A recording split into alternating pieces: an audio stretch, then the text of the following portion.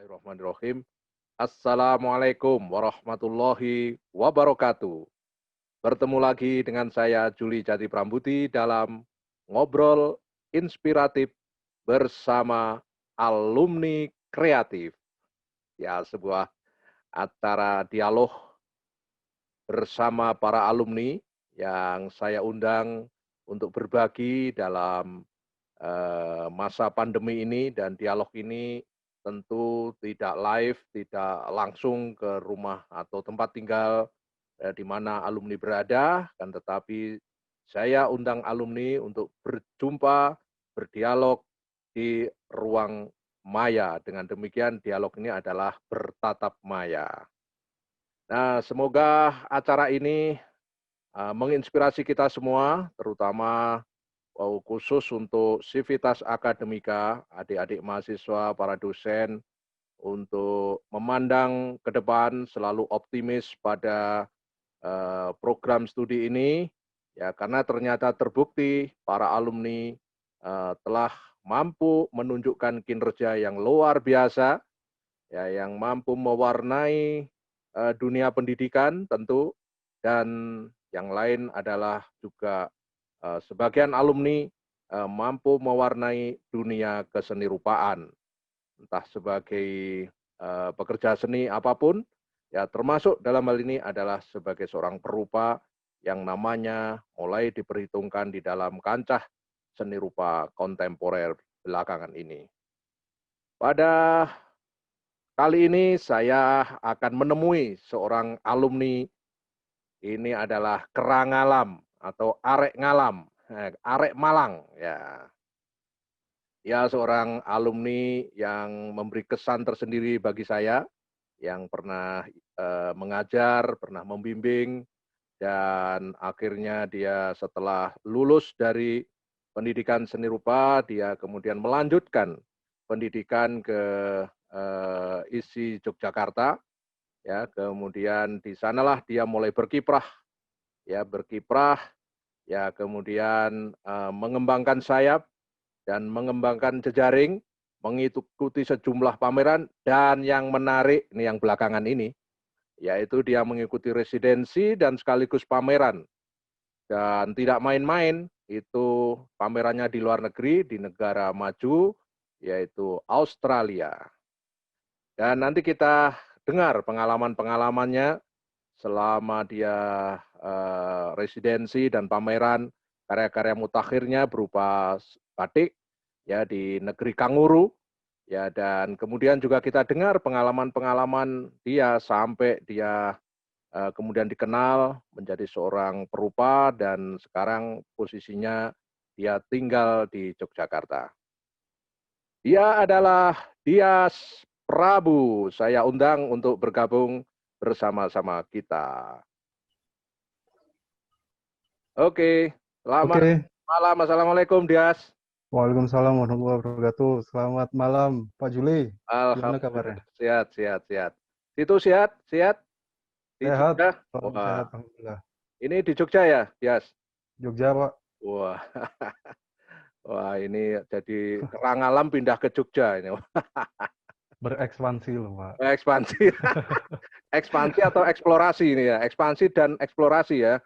Jadi Eksplorasi, Pak. eksplorasi, oke. Dias, Anda Ya, kan dulu kuliahnya, kalau saya baca pada kurikulum Anda itu kurikulum vitae itu 2005 sampai 2009 di UNESA ya. 2009 berarti alma Anda mater. baru lulus ya. Desa.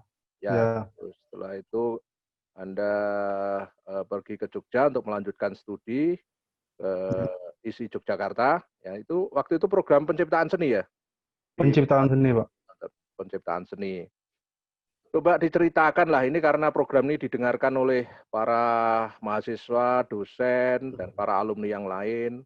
Ya, Anda bisa berbagi dalam cerita-cerita yang menarik selama meninggalkan bangku kuliah dari Lidah, ya, kemudian hijrah ke Jogja sampai akhirnya nanti Anda melanglang buana sampai ke Australia. Selalu saya intip di internet itu aktivitas Anda. ya, sampai Iya, ke Pak. Australia, sampai mengejutkan juga karyanya, tiba-tiba batik kok tidak lukisan seperti sebelumnya, nanti bisa diceritakan. Ada apa Ya. dengan batik dan bagaimana cerita-cerita Anda yang menarik tentang residensi di Australia bisa berbagi untuk kita semua nanti terutama untuk teman-teman mahasiswa dan para dosen. Coba Anda Ya. ceritakan dulu dari awal aja. Ya. Anda ini kan dulu seingat saya bapakmu itu kan, orang tuamu kan guru seni rupa di Kota Malang kan ya waktu itu? Bahasa, Pak. Bahasa dan sastra. Oh, bahasa dan sastra. Oh, bukan Iya. guru seni rupa ya. Sorry. Saya kira oh, siapa yang guru seni rupa? Oh, ada mahasiswa yang lain. Iya. Guru seni rupa di Kota Malang ada. Oh, ternyata Anda bapaknya bahasa dan sastra ya. Ya, Sekarang benar, Pak. sudah purna tugas ya? Sudah purna tugas hampir 2 tahun ini. Oh, 2 tahun ini. Ya. Nah, pada saat itu saya juga masih mengingat cerita Anda itu bahwa dorongan-dorongan orang tua Ya. itu memicu adrenalin kreativitas Anda yang tidak cukup nanti studinya hanya di Unesa, tapi juga harus ada tantangan-tantangan baru, terutama obsesimu untuk kuliah di Jogja. Iya, Nah, Pak. pada saat sekarang ini Anda betul-betul tinggal di Jogja, bahkan sudah selesai studi, bahkan sudah pameran berkali-kali. Apa yang Anda rasakan, perubahan apa setelah dari Surabaya terus ke Jogja? Silahkan cerita. Sebelumnya terima kasih atas undangan Bapak Juli Jati Prambudi untuk ikut dalam ngobrol kreatif ini yang saya juga tidak menyadari ternyata wah Pak Juli masih memperhatikan eh, ibaratnya mantan mahasiswanya yang sekarang sudah melanglang buana kemana-mana.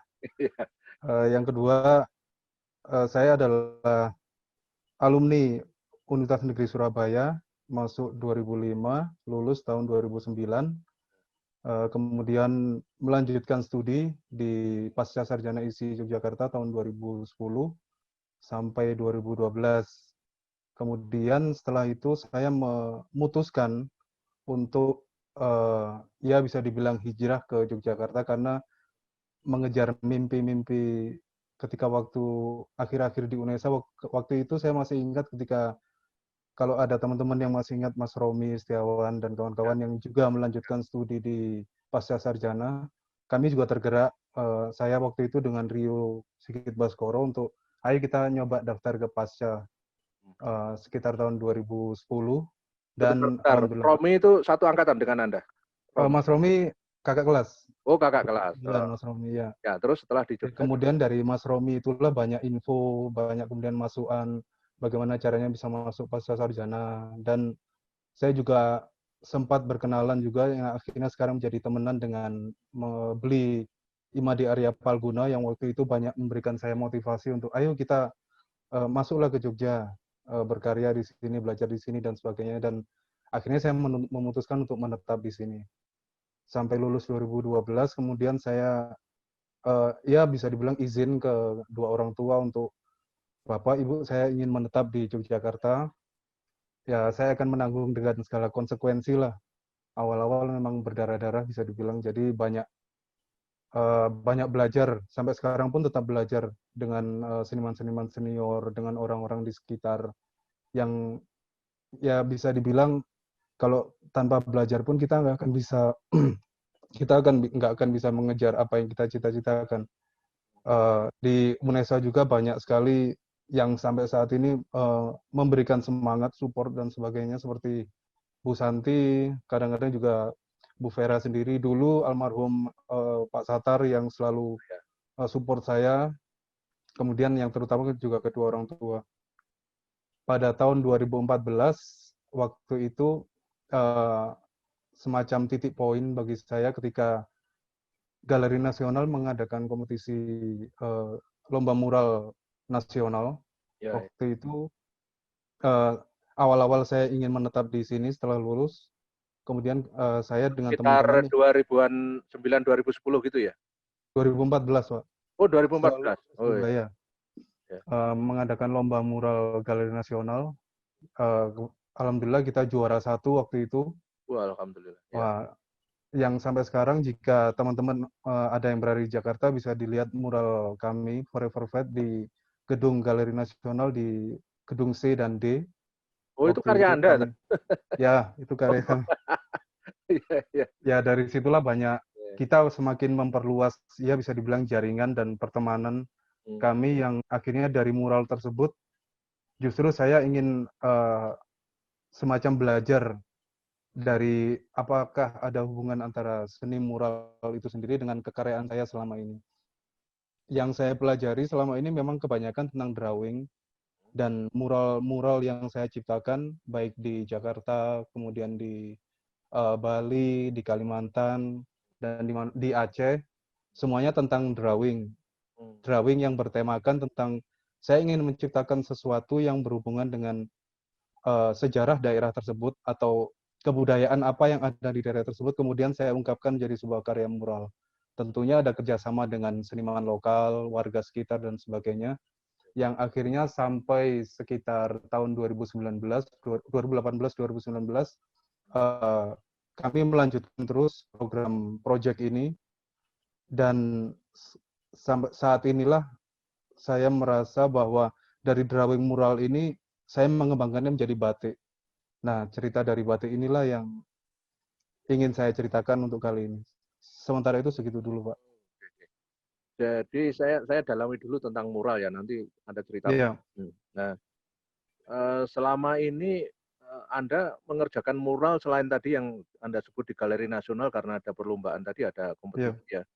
Terus kemana saja mural yang Anda garap? Mural yang saya kerjakan ada di, ya selain di Jakarta, kemudian waktu itu Malang juga mengundang saya pas Mini Art Malang. Bapak masih ingat 2018 waktu itu Ya, ya, ya. kita bikin Mini Art Malang. Kemudian di Kalimantan, di Samarinda, di Lok Sumawe, Aceh, di Kepulauan Natuna waktu itu 2017 Sampai kami, Natuna.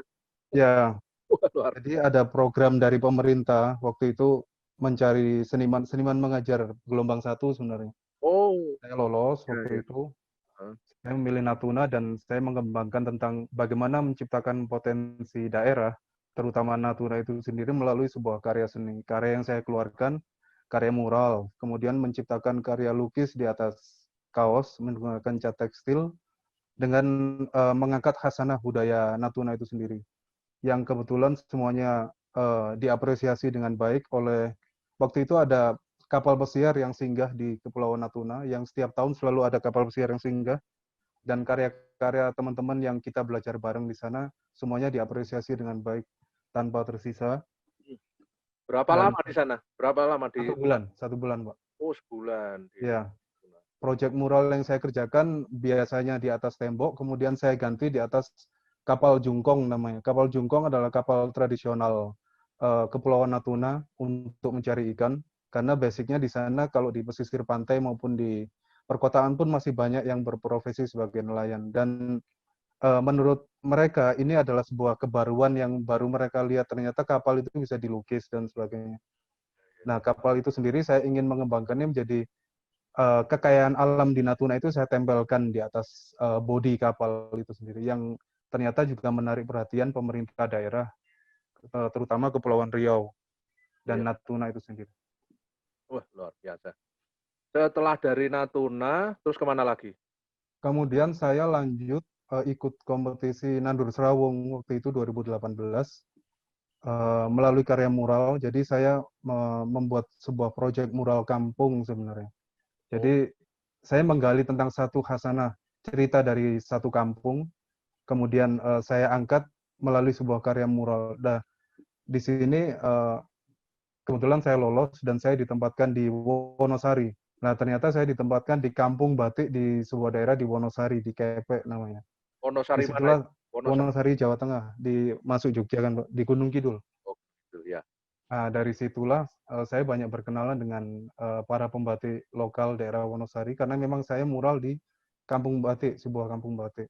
Di situ saya kenalan dengan ada namanya Mas Guntur sama Mbak Dwi, seorang pemerhati batik di sekitaran Wonosari Gunung Kidul yang membangun setiap desa, membangun potensi daerahnya melalui sebuah karya batik. Jadi mereka itu berkeliling terus ke desa-desa untuk mengangkat potensi desanya melalui sebuah karya batik. Nah, disitulah saya juga ikut akhirnya tertarik untuk belajar kembali tentang batik itu sendiri, terutama batik tulis yang saya mengira bahwa ada korelasi antara batik tulis yang selama ini kita ketahui dengan apa yang sudah saya kerjakan melalui drawing mural itu. Makanya saya mengkombinasikannya menjadi sebuah karya di atas kain namanya drawing batik. Oh, bisa Dari jadi situlah saya mengembangkan terus sampai sekarang. oh, jadi ini kombinasi antara awalnya itu ada pengalaman membuat mural, Iya, kemudian secara teknik Anda transfer ke batik, secara iya, gaya, secara iya, apa itu gaya perupaannya itu Anda iya. transfer ke teknik batik itu ya. Ya, dan kebetulan memang saya tetap mengibaratkan bahwa sebuah satu kain kosong itu adalah tembok yang lunglai. Jadi Oh, saya ingin menahbiskannya menjadi sebuah karya yang biasanya saya menghadapi tembok konkrit yang besar, panjang. ya, Sekarang saya menghadapinya dengan luas. ya. Nah, disitulah kesan yang saya dapatkan dari batik tulis itu sendiri.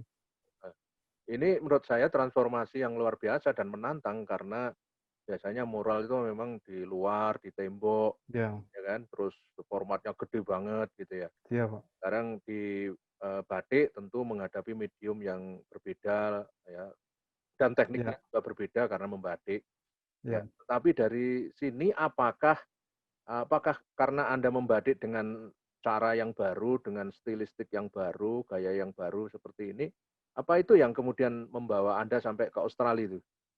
Kalau dibilang baru sebenarnya nggak baru sih Pak, karena sekitar tahun 80, 90-an kan kita pernah dengar tentang Bapak Amri Yahya yang udah membuat karya lukis batik. Ya, ya. Kemudian sekitar tahun 80, 90 ada Mbak Nia Fliam dengan Agus Ismoyo yang eh, beliau berdua ini berpasangan. Jadi kemana-mana selalu membawa workshop batik tulis sampai ke luar negeri. Ah, setelah jeda dari Mas Agus Ismoyo dan Nia Pliam, kemudian ada semacam jeda di situ, Pak. Tidak ada yang meneruskan, belum ada yang meneruskan tentang lukis batik itu sendiri. Nah, saya mencoba masuk ke situ untuk menyambung missing link itu.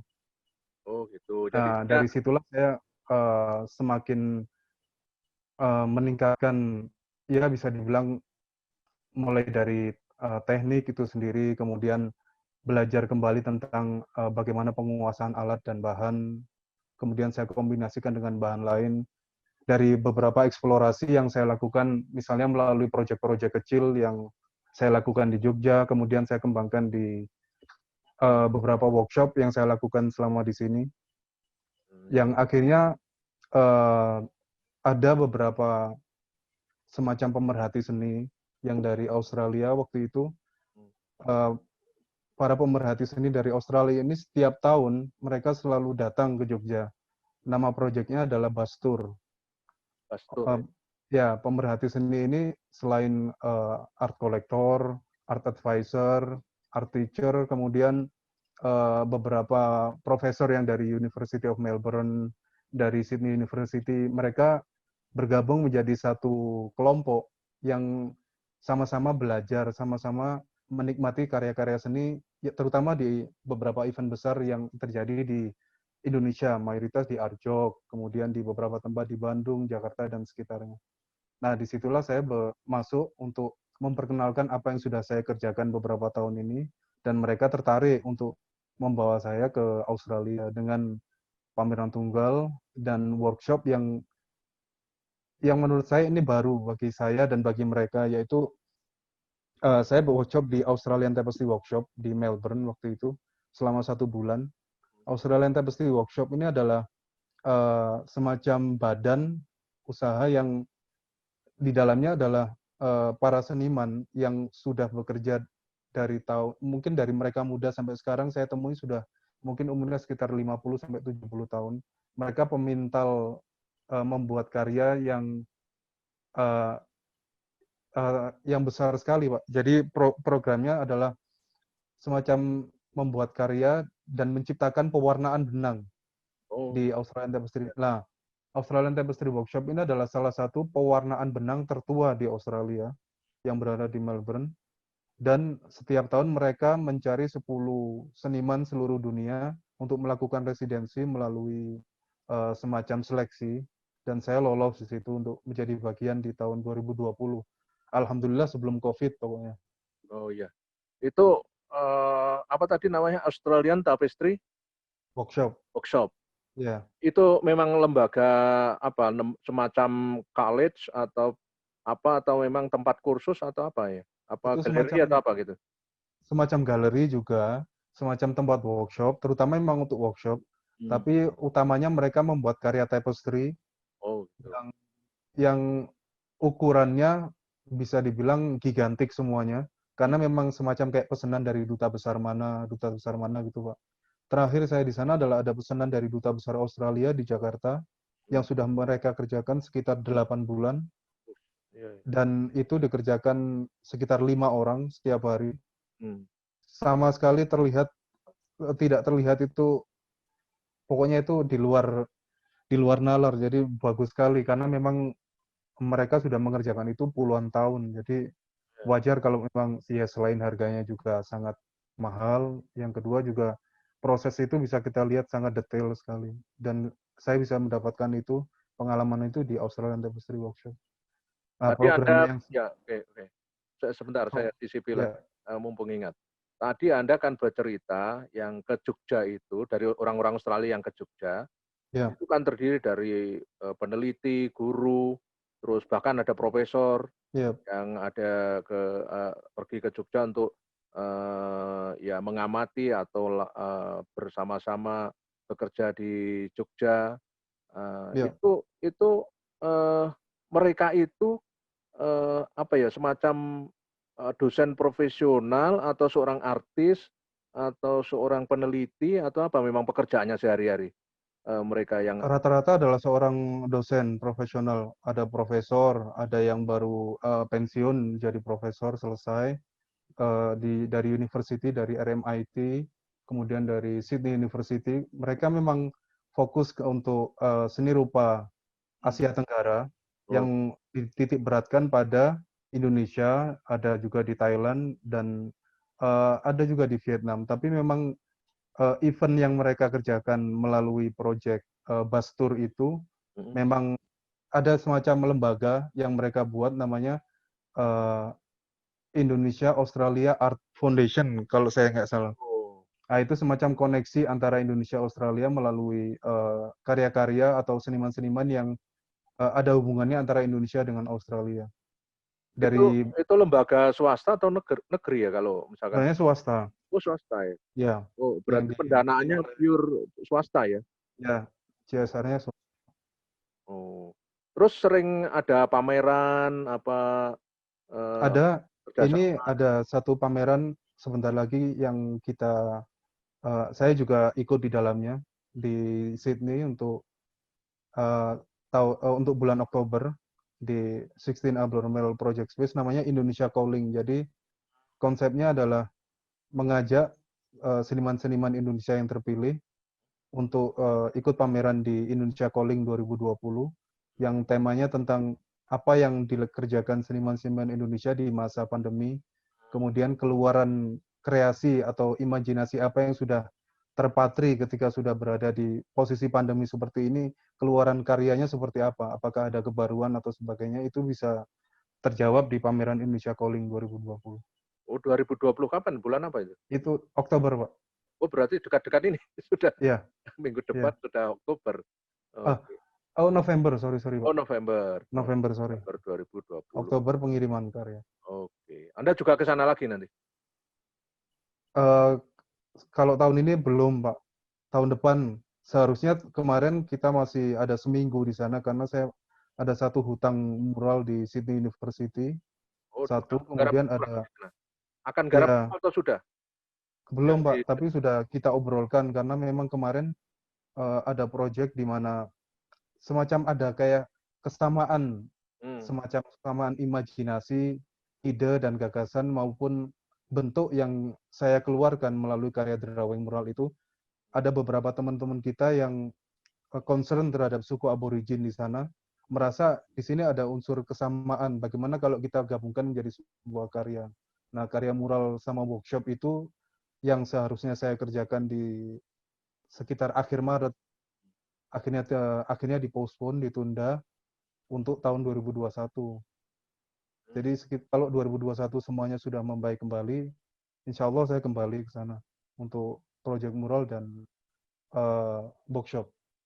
Oke, oke, oke. Kembali sebentar, setback sebentar. Tadi Anda menyebut-nyebut tokoh besar di seni lukis batik ya, Amri Yahya, ya. Memang tahun 80-an, 90-an awal kira-kira Pak Amri itu memang salah Ya, satu pelopor seni lukis batik. Yang ya, Pak. sebenarnya ada lagi yang selain Pak Amri namanya Ya. Pak Tulus Warsito, ya Tulus Oh Warsito. iya, Pak Tulus Ya, Warsito. itu juga dulu tahun 80 sering keluar karya-karyanya seni lukis batik itu. Nah, tadi setelah eranya Pak Amri dan kawan-kawan, kan memang tidak banyak pelakunya waktu itu, yang Ya, didominasi lukisan di atas kanvas, yang paling mendominasi memang. Terus lukisan batik itu hampir sulit ditemukan, dan sampai hari ini memang nama Amri Yahya itu melegenda memang dalam konteks iya, seni lukis batik di Indonesia. Ada missing link ya, saya setuju ada missing link, semacam missing iya, link, putus mata rantai yang sampai akhirnya seni rupa Indonesia tiba-tiba dibombardir dengan wacana seni rupa kontemporer. iya, Nah, salah satu wacana seni rupa kontemporer itu belakangan ini kan makin mengawinkan kekuatan seni rupa tradisi, ya, basis-basis tradisi itu mulai dieksplorasi lagi, dipertemukan dengan wawasan-wawasan ke depan dengan iya, teknik dan medium dan bentuk-bentuk ekspresi yang dianggap mewakili zaman hari ini. Nah, iya. apakah Anda dengan sekarang itu menggunakan teknik batik dalam melukis atau mural katakanlah, itu memang Anda secara wacana ya, secara Iya. wacana Anda menyadarinya melalui seperti itu. Kesadaran wacananya itu memang dibentuk oleh situasi perubahan di dalam seni rupa kontemporer itu sendiri. Ada mungkin bagian kecil dari apa yang Pak Juli maksud di situ, tapi di sisi lain saya ada semacam mencoba ingin menggabungkan antara dua kutub, kutub timur dan barat, di mana drawing itu dari barat dan timur terwakili oleh batik, yang kemudian saya ungkapkan kenapa saya menggunakan batik yang pengalaman di awal ketika saya mengenal batik tulis selama di sini, banyak figur-figur, terutama hewan-hewan yang menjadi semacam figur-figur imajinatif, terutama yang ada di uh, karya-karya batik tulis, yang notabene bisa dibilang sama dengan apa yang saya kerjakan di lukis waktu itu. Kemudian drawing itu sendiri menjadi bagian penting bagi saya, yang ternyata bisa masuk secara bersamaan antara drawing dengan batik yang saya kerjakan. Di sisi lain, batik selain menjadi khasanah budaya yang sudah diakui dunia internasional, kemudian hal itu tercium oleh dunia luar ketika saya membawa karya itu ke dunia luar, di mana ada keunikan tersendiri untuk membaca Indonesia melalui sebuah karya batik yang diangkat dengan gaya kontemporer. Nah, dari situlah saya terus mengembangkannya sebenarnya. Oke. Saya kira Anda pintu masuknya sangat tepat ya, menurut saya. Ya, Jadi terima kasih, Pak. begitu Anda masuk ke batik, wah, Dias Prabu itu akan menjadi sesuatu yang hebat ini. Karena memang luar negeri itu, saya juga mendengarkan diskusinya Mas Evi Garsono itu, Ya, di IFA kalau tidak salah itu saya dengarkan itu, memang belakangan ini katanya 1-2 dekade terakhir, para kurator terutama yang dari luar negeri, katakanlah kurator ya, internasional itu eh, lebih mengapresiasi kalau karya-karya di luar barat itu memang ada rootnya, ada akarnya tradisi dan mempersoalkan tradisi itu sendiri dalam konteks kekinian gitu ya. ya. Dan itu Yang paling disadari sebenarnya di sini adalah konteks cultural exchange itu sendiri, Pak. Yang cultural exchange ya. karena budaya apa yang kita miliki sejatinya tidak mereka miliki, Hmm. dan budaya ketimuran itu memang sangat luas, kemudian ekspansinya bisa kemana-mana. Karena keistimewaan kita memiliki banyak cerita, banyak yang kadang mereka sendiri, wah ternyata kami tidak punya yang seperti ini, menarik ini. Nah dari situlah saya masuk untuk memperkenalkan batik tulis itu sendiri. Tanggapan orang Australia sendiri terhadap karyamu gimana? Secara visual, secara naratif, secara konsep itu seperti apa? Dari segi visual, alhamdulillah mereka semuanya positif, bagus-bagus, dan terbukti dengan mereka tetap melanjutkan proyek dengan saya untuk tahun-tahun berikutnya.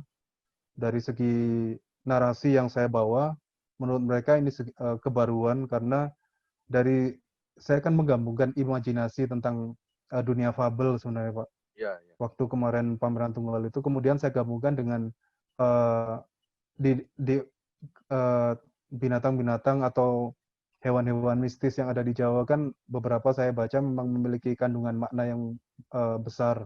Ya, ya. Di situ saya mulai masuk untuk mengawinkan antara apa yang saya imajinasikan melalui sebuah drawing batik.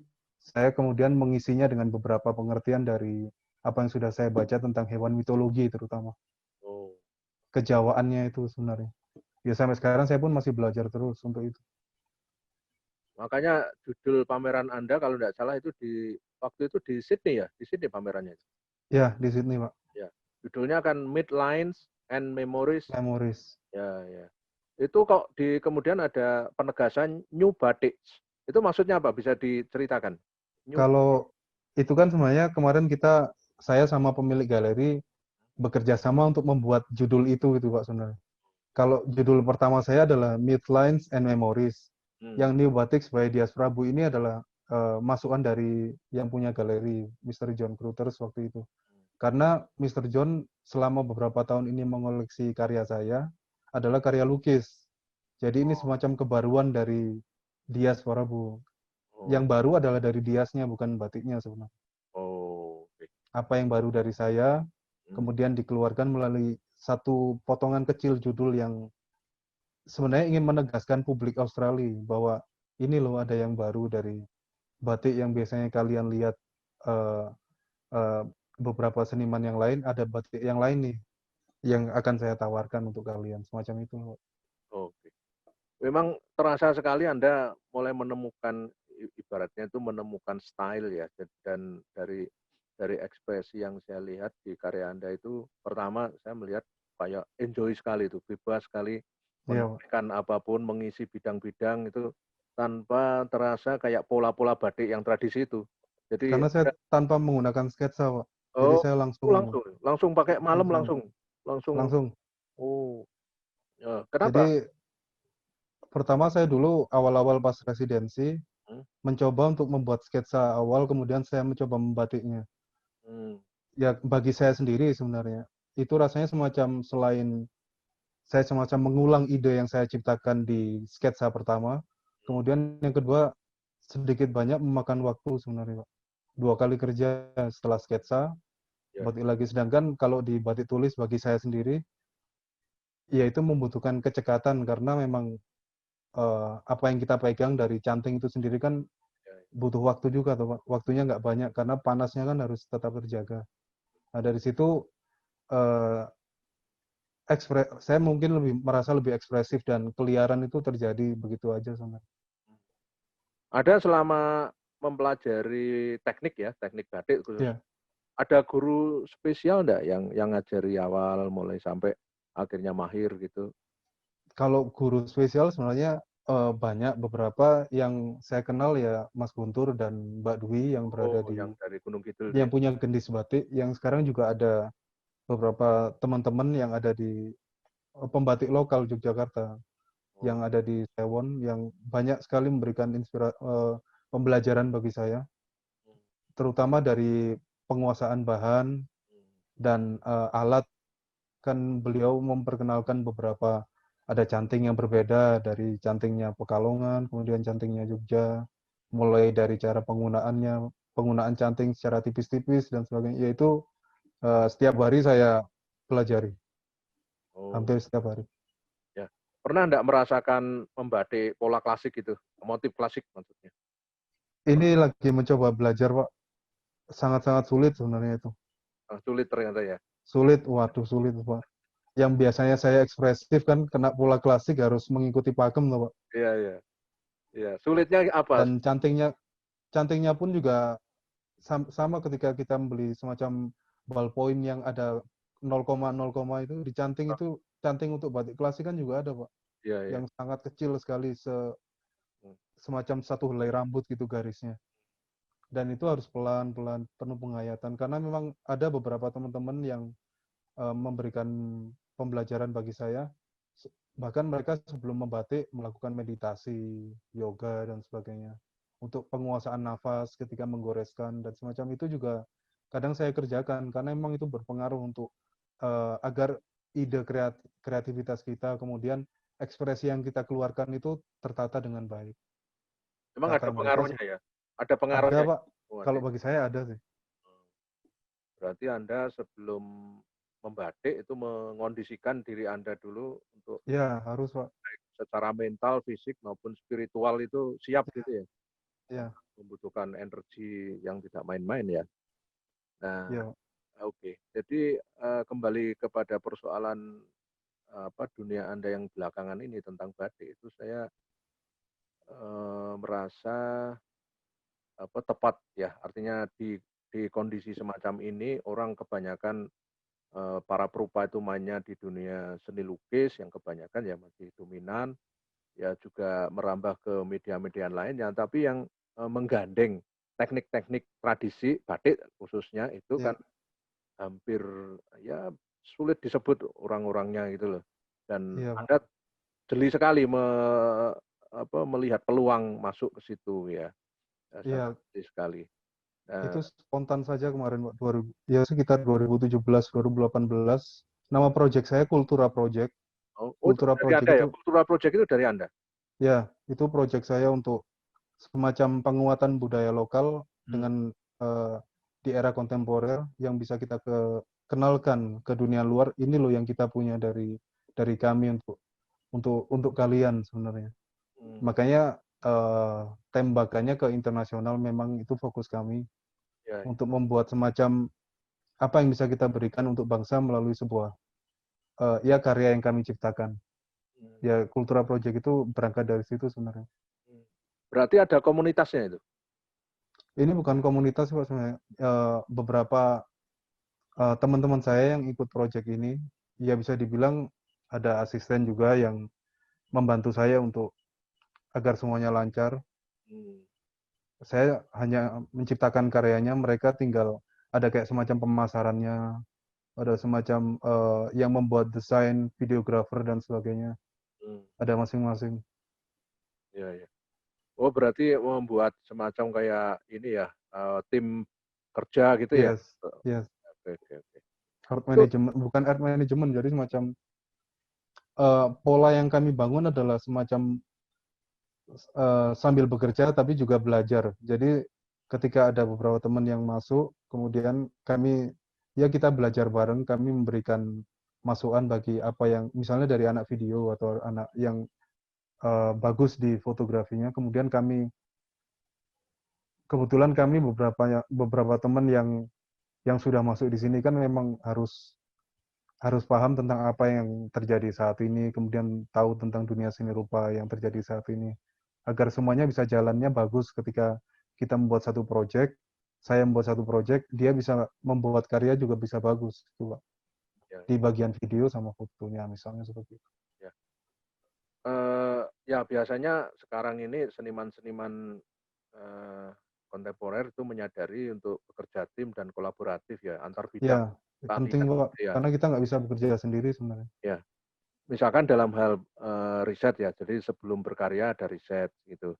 Ya, Seperti yang Anda lakukan ini di batik, apa juga ada semacam riset untuk meneliti katakanlah data-data tentang motif batik di Jawa katakanlah.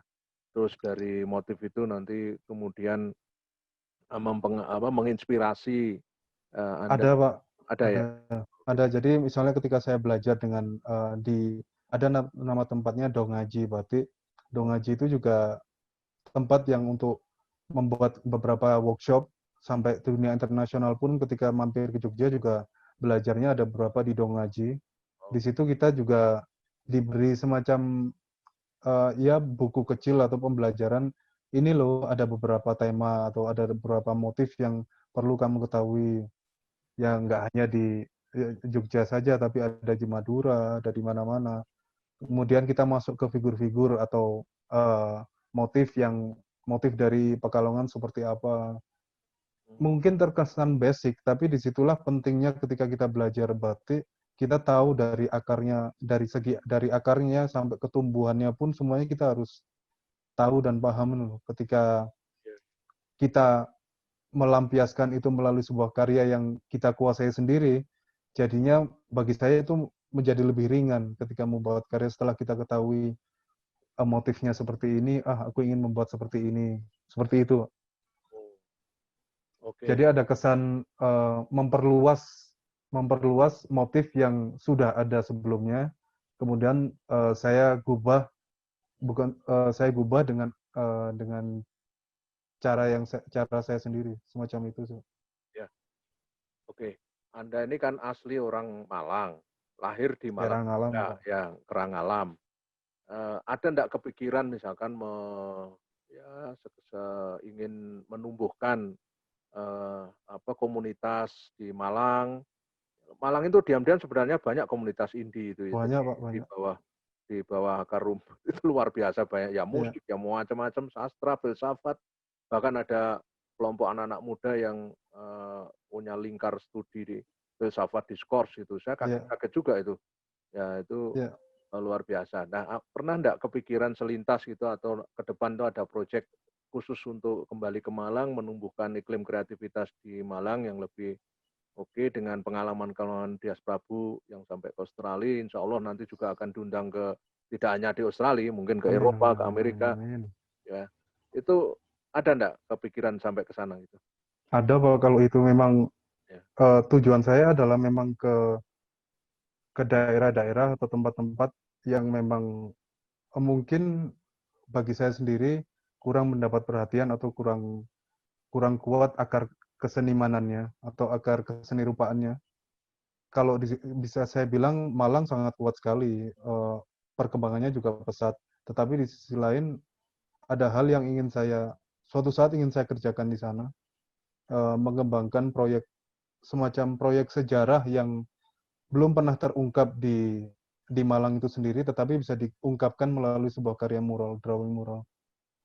Proyek besarnya, skup besarnya adalah setiap daerah yang saya singgahi, saya ingin membuat sebuah karya, terutama drawing mural, basisnya adalah tentang kesejarahan daerah itu sendiri.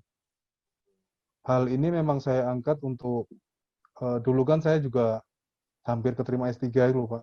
ya, ya. Setelah di Sussex University di Inggris waktu itu. Cuman beasiswanya belum dapat waktu itu. Tema yang saya angkatkan tentang tema ini, jadi mengangkat Indonesia melalui sebuah karya mural. Jadi setiap daerah memiliki filenya masing-masing melalui sebuah karya mural. Jadi nantinya kalau dibukukan ada banyak daerah di Indonesia yang ter eh, terdokumentasi melalui sebuah karya mural yang bisa dipelajari oleh generasi penerus bangsa. Ya, oke. Oh ternyata Anda punya obsesi juga ya untuk melanjutkan sampai S3 ya? Iya, ya, dorongan orang tua apa biasa ya gitu. Tapi biasanya kalau didorong orang tua, loh, mujarab itu orang tua itu. Wih, Ya, lagu orang tua suruh pulang ke Malang gitu kan. ya. Awal-awal dulu pulang ke Malang, mural TK deket rumah ini loh. Waduh ini. Habis mural di Galna suruh mural di TK deket rumah. Ya. Ya lucu-lucu gitu loh, Pak. Ya, mungkin mungkin berapa saudara sih Anda? Dua bersaudara, Pak, saya sama adik. Adik sekarang di mana? Ya, di Jakarta. Oh sudah kuliah atau Sudah kerja? kuliah, juga, berumah tangga semuanya udah berumah tangga. Jadi bapak kedua orang tua di rumah di Malang. Oh ya berarti sendirian ya orang tua ya?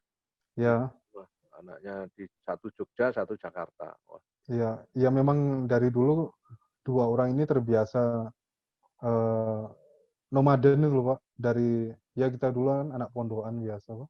iya. Jadi anak pondokan terus dibiarkan sendiri tetap hidup ya. Ya akhirnya terbiasa sendiri dan orang tua juga terbiasa akhirnya alhamdulillah. Yang penting restunya aja, Pak. Iya, iya. Siap. Ya Eh, di UNESA saya sampai sekarang masih terngiang-ngiang bahwa apa yang saya dapatkan selama di UNESA terutama dengan apa yang saya geluti saat ini batik misalnya itu sangat berpengaruh juga gitu Pak bagi bagi kita yang basicnya adalah pendidikan seni rupa Universitas Negeri Surabaya waktu itu. Saya masih ingat Bu Vera yang berikan tentang pembelajaran batik, Bu Santi yang banyak support kami untuk terus untuk menggali potensi diri. Kemudian ada Pak Juli juga terutama yang Pak Satar, Pak Arif itu beberapa dosen yang bagi kami selain mereka juga nyambi, ibaratnya nyambi seorang seniman juga, pengajar juga, tapi juga banyak memberikan masukan bagi kami untuk setelah lulus apa nih yang mau kalian kerjakan gitu. Nah, setelah selesai dari UNESA disitulah layar terkembang dan semuanya berjalan apa adanya. Ya bagi kami sangat berpengaruh apa yang kami dapatkan di ya. pendidikan seni rupa UNESA. Ya, ini memang kita juga evaluasi diri ya di dalam itu karena kita sejak dulu itu begini. Nah, ini teman-teman mahasiswa yang lulus itu kan semua lahir dari pendidikan seni rupa. Ya, Katanya sejumlah dari yang lulus itu banyak yang keren ketika menempuh karir di luar pendidikan ya. iya, Bahkan jumlah dari lulusan malah juara kompetisi. iya, iya. Itu kan Dulu padahal aku iya. masih ingat Bu Vera 2005. Di sini siapa yang mau jadi guru? Hmm. Saya ikut ngacung ya Pak dulu. Ternyata saya nggak jadi guru. Ya mungkin karena orang tuamu guru terus pengennya jadi guru gitu ya. Iya, Memang dulu oleh orang tuamu diminta jadi guru? enggak. Kalau saya dulu ingin jadi seniman Pak. Oh. Memang jadi seniman, tapi kita mengambil jalan tengahnya kalau sama orang tua. Oke, kamu jadi seniman, tapi seniman yang mengajar gitu katanya. Oh, Ya bisa lah, tak iya, bilang kalau dosen terbang kalau terikat kayaknya belum bisa karena memang banyak proyek yang menanti di tahun-tahun berikutnya ini Pak. iya, iya. Ya mudah-mudahan aja apa itu doa orang tuamu dan Amin, keinginanmu amin, amin. sendiri itu saling apa ya bergabung dan tidak bertentangan dan akan memperlancar karir Anda ke depan kan gitu ya. Iya, Pak. Ya selalu begitu proses itu. Sekarang saya akan nanya yang lain ya. Jadi salah satu ya, kalau bisa dibilang kelemahan ya kelemahan sih nyatanya di Indonesia itu praktek seni itu seringkali tidak didukung oleh wacana seni. Iya, Mas Harsono juga seringkali ngomong bahwa yang diketahui orang luar pertama kali itu adalah informasi, iya, artinya tulisan gitu. iya, Dan sekalipun di dalam negeri berpameran berkali-kali, iya, tapi kalau kemudian dunia wacana diskursifnya tidak digarap, yaitu tetap nothing aja di luar iya. gitu.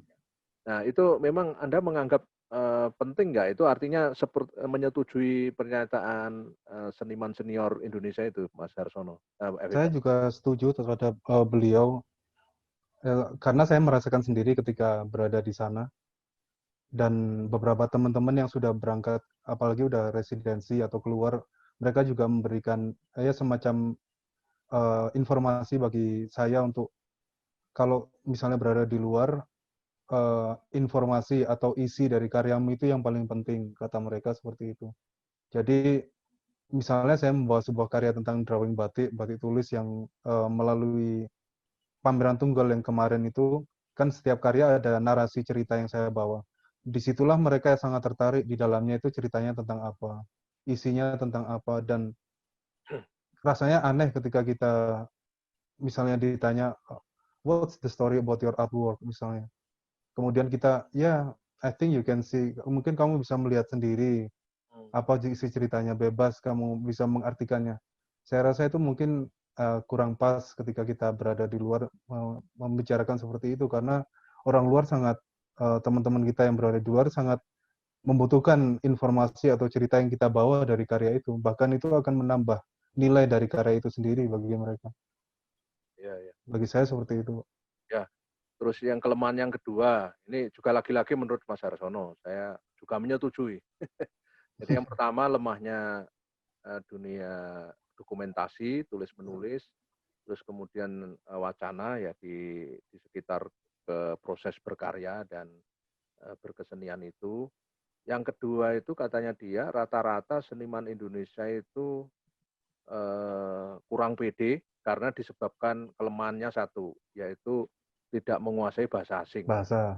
Ya, ya. Itu memang penting ya untuk ke sana. Penting, Pak. Memang penting ya, kita juga belajar terus kan, Pak, tiap hari. Karena memang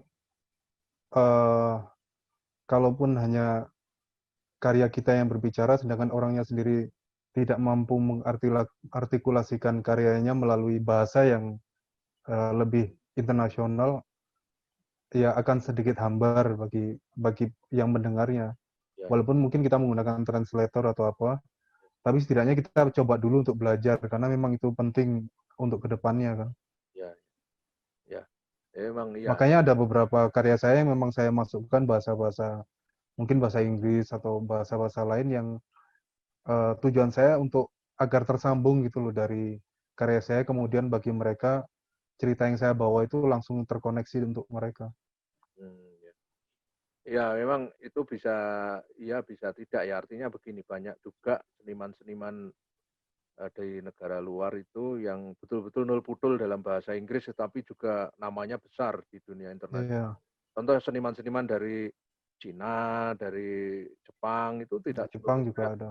ya tidak semuanya mahir bahasa Inggris, tapi dia Ya, namanya, mereka berusaha untuk bawa translator tapi Pak. ya betul ya. Artinya itu ada infrastruktur yang lain yang Iya, dibangun untuk ya informasi tentang kegiatannya itu, agenda-agendanya itu terus tetap tersampaikan di dunia internasional kan itu. iya Pak. Ya, oke. Dan yang hal itu menurut Anda ketika Anda mengalami pendidikan baik di Surabaya maupun di Jogja, Ya, apakah itu Anda merasakan itu sebuah kekurangan?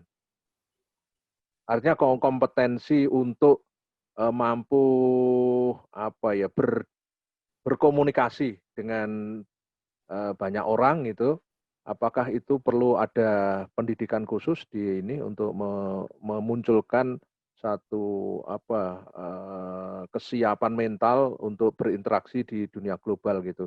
Di dunia di pendidikan kampusnya. sudah ya di kampusnya. Saya rasa perlu Pak, karena memang dari kampus itulah nanti akan muncul bibit-bibit, bisa dibilang bibit unggul yang sedang kita persiapkan tuh Pak. Untuk membuat bibit unggul sendiri memang kita perlu persiapan yang matang, nggak hanya dari segi infrastruktur yang kita punya, dari kesadaran masing-masing orang yang ikut di dalamnya pun juga harus dipertimbangkan. Salah satunya bahasa. Ya, Bahasa yang walaupun mungkin bukan karena kita kan FBS misalnya Fakultas Bahasa dan Seni, toh juga penting juga bagi anak-anak seni rupa, karena mereka, saya ingat masih kita juga belajar bahasa Inggris kan Pak dulu ya, waktu itu.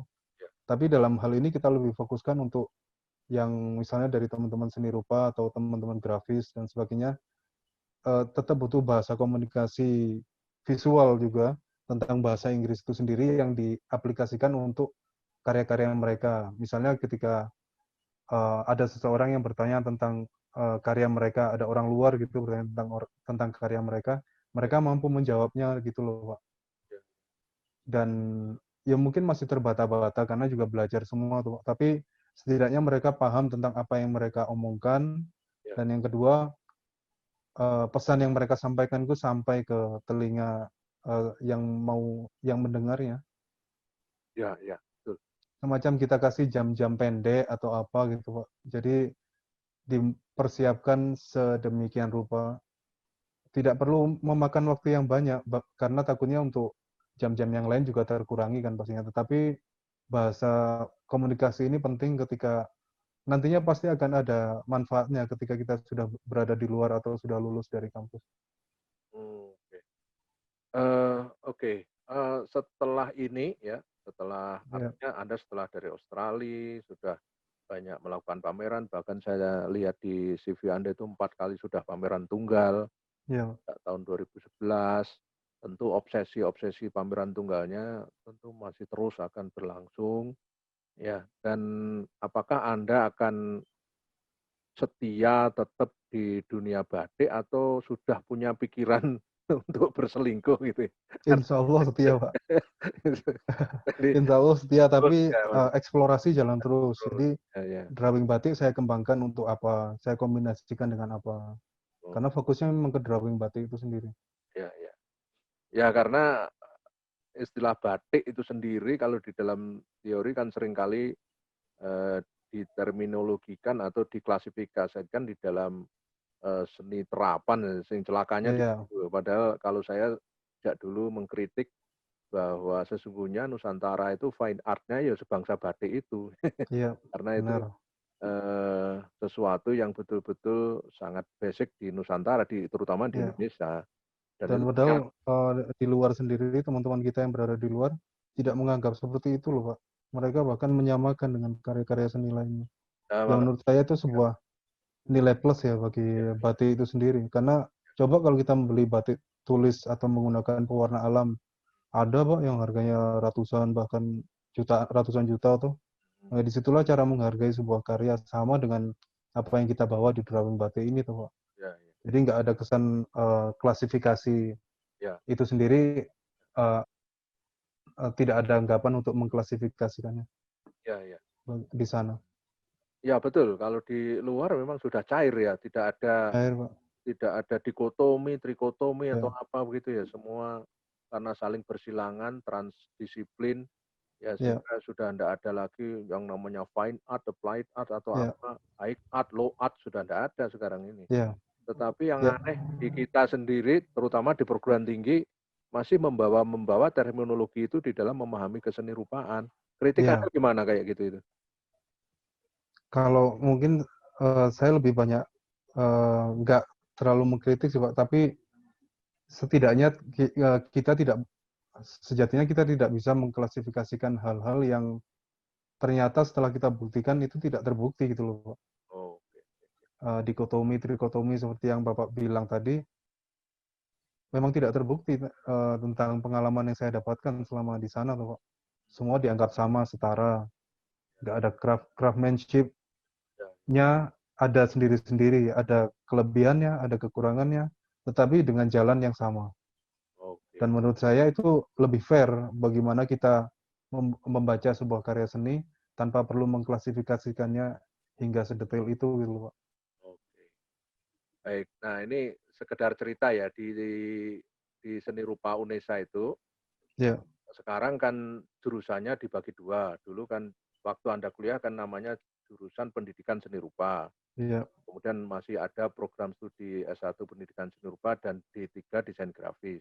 yes, Nah, sekarang ini karena ada program studi baru namanya desain komunikasi visual, kemudian ada seni rupa murni, wow. S1 semua, terus kemudian ada Iya, Bu Santi pernah cerita kemarin.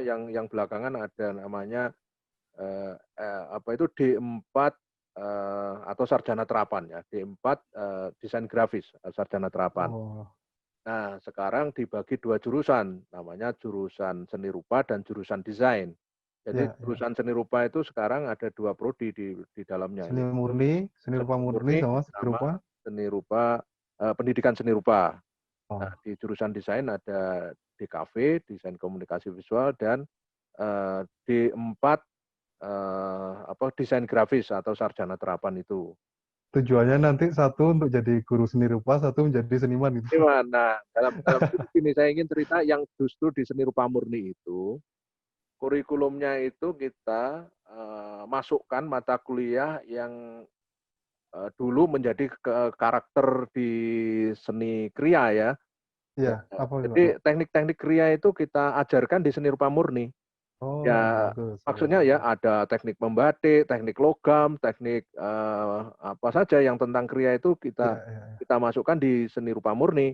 Ya, itu tujuannya seperti persis yang Anda katakan tadi bahwa di luar itu sudah tidak ada namanya dikotomi, trikotomi dan Iya, sebagainya sehingga kita bisa mengajarkan ke mahasiswa tentang teknik-teknik kriya yang harus dikenal Agar apa? Agar ketika dia menciptakan seni, art dalam hal ini, itu bisa memanfaatkan teknik-teknik yang sudah dikenal di Yes. masyarakat. Seperti batik yang seperti Anda, ternyata Anda dipengaruhi juga, diinspirasi oleh tradisi batik di sekitar Jogja, kemudian Anda belajar juga melalui para pembatik di sana, tetapi output-nya ternyata kan berbeda.